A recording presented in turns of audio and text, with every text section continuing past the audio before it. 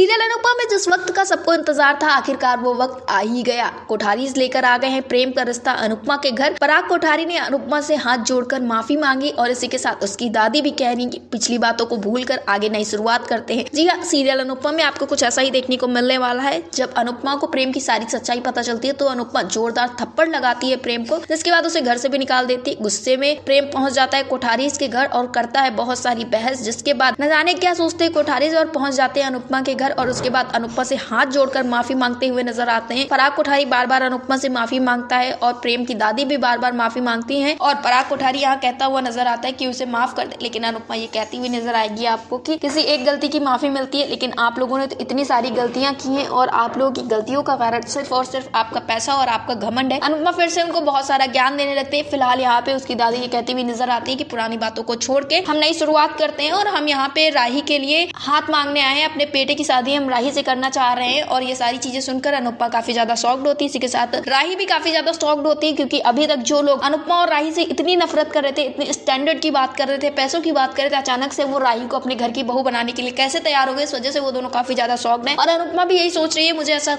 लग रहा है कि कुछ ना कुछ गलत होने वाला है। फिलहाल इस वक्त पे सबसे दिलचस्प बात यह है कि जो कोठारीज हैं वो राही के लिए रिश्ता लेके आए हैं और कह रहे हैं कि उसको अपने घर की वो बहू बनाना चाहते हैं, क्योंकि उन्हें अपने बेटे की खुशी से ज्यादा जरूरी कुछ भी नहीं है। फिलहाल आपको बता दें कि यहाँ पे कोठारीज की कोई ना कोई चाल जरूर होगी, क्योंकि इतनी जल्दी पराग कोठारी और प्रेम की दादी तो पिघलने वाली नहीं है।